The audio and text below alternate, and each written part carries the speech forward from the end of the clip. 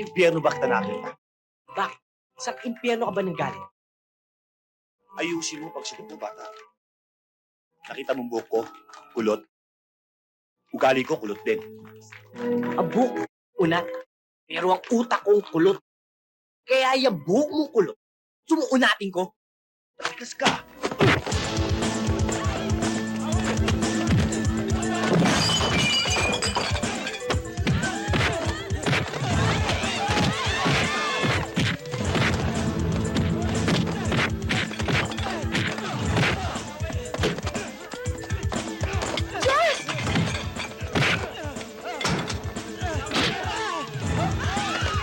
No!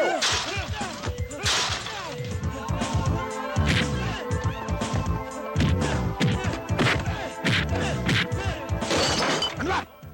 Ako sa labas eh. Magkamatay na kayo lahat dyan! Huwag lang itong mamatay!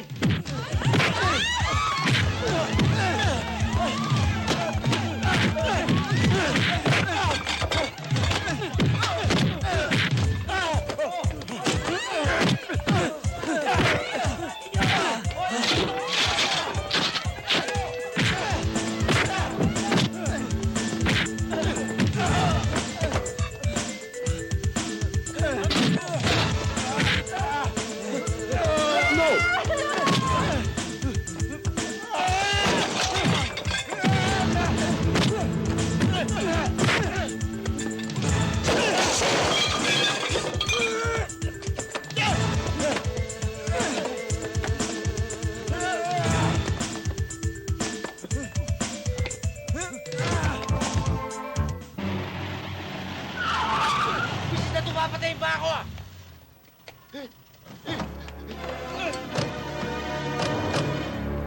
Tropa Lidyang dumarating! Ito ho. Lo, maganda ba? Lalong gaganda po ko.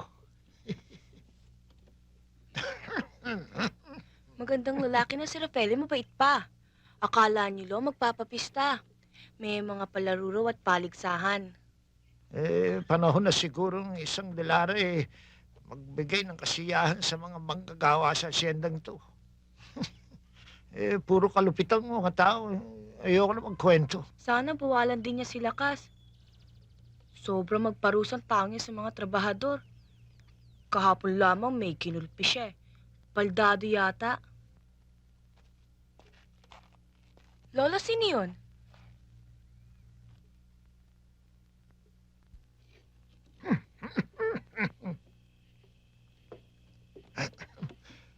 Samuel! Samuel! Samuel! Samuel, buhay ka pa nga!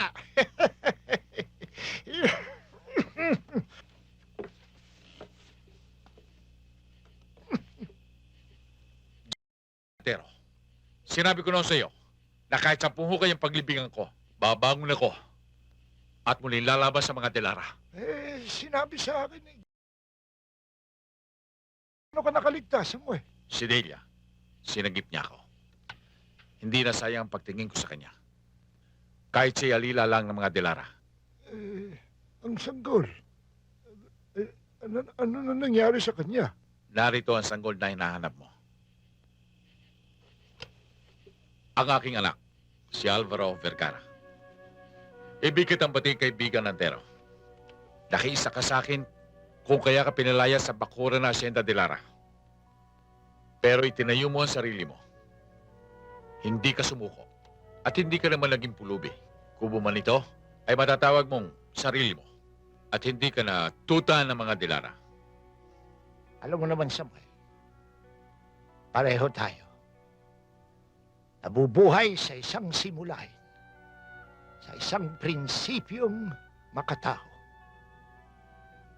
Tinulungan mo ko noon sa pakikipaglaban kay Don Damian de Lara. Muli, tutulong ka. Dito titira si Alvaro. Ipakikilala mo siya na isang kamag-anak. Nasusunog si Joe! Nasusunog!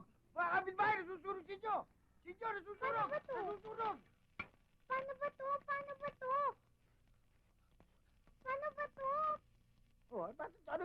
mo? Nagluluto ako eh. Ano yung luluto mo? Itlog. Itlog? Sunog na yan ah. Yung batang to, at tatay mo ba? Natutulog pa. Natutulog susunugin mo itong bahay. Ate! Ano? Ate si Joe! Ano nangyari kay Joe? Nasusunog! Ha? Ano man? Ano ba nangyari?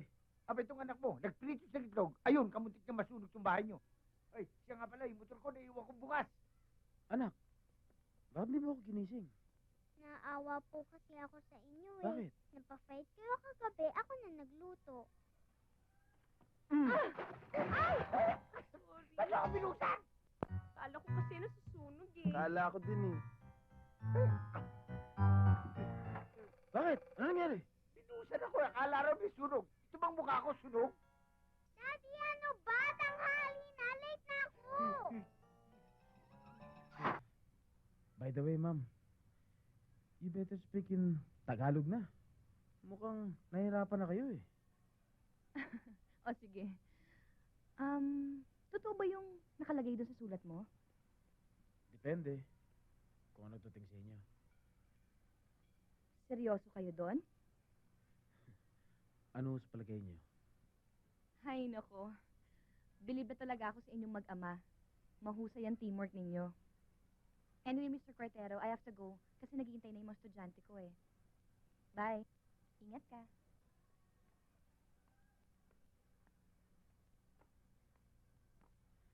Yes! Hallelujah!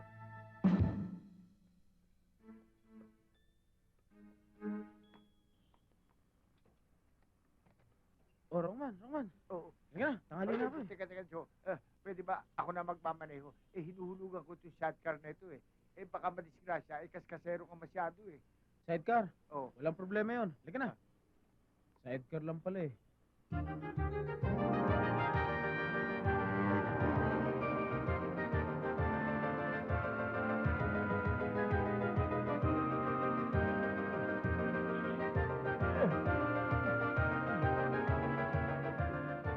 Oo, banda ka, Joe. Pag inabot kita, susumpagin kita.